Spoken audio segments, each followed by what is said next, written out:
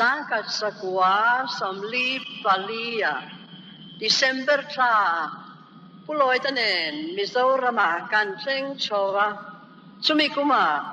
sanchen cha lo trenna kum somga jubilee in lom ta ani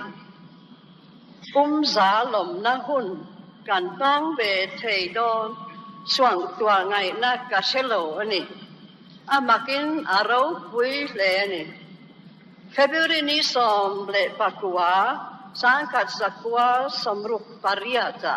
buaina avangin aizol chua san alo chul ta a lung chetakin pifeline kan chuak ta a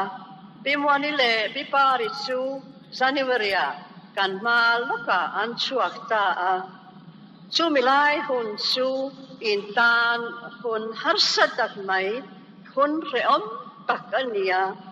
ei tur atlema curfew om chin hun lawom ani chutian hun harsat lai chiang te kal san atre om bi khanin kan ho tonin ko thanin mizo trong bible welsrama mission officer da turin min pea chu bible at swan pathian le khavu chang Leviticus 2 bungruk chang som pahni an siaka hetiang hiani mai cham chunga mei chu tinun reng anianga amit tur anilo sap chongin the fire on the altar must be kept burning it must not be allowed to go out chu thu chuan karilu atihar lea Mizorama san chincha mei chu athidon lo ti min siatira chu chu adik ngei mai ti voinia hian kan lo heta a hun harsa kalpelin gospel eng lo thren na hun chu ro pui takin kan choi moi me kani pathian he na lom thu omro se san chincha mei hi kum za chungin in lo vil ngun lea voina hian alo al chuak ta ani karlia kan lo hodat lamanga ma ni khwa ma ni ina kan omang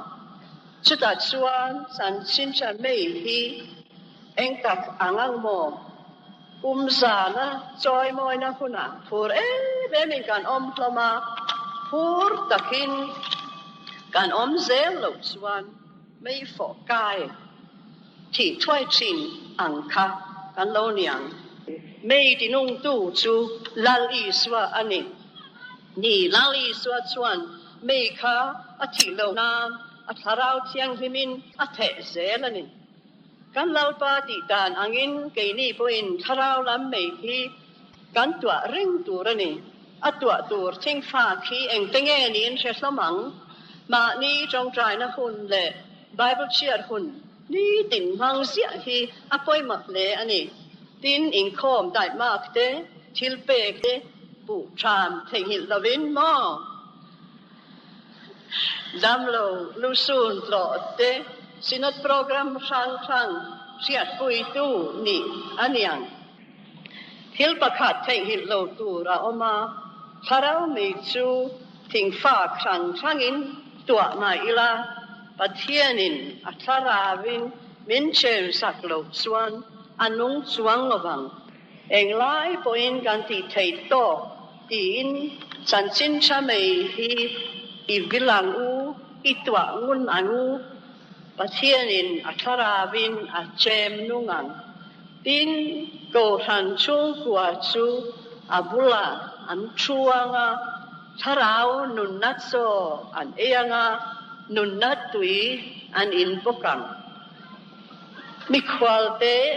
ram dangami san sin cha la thelo te po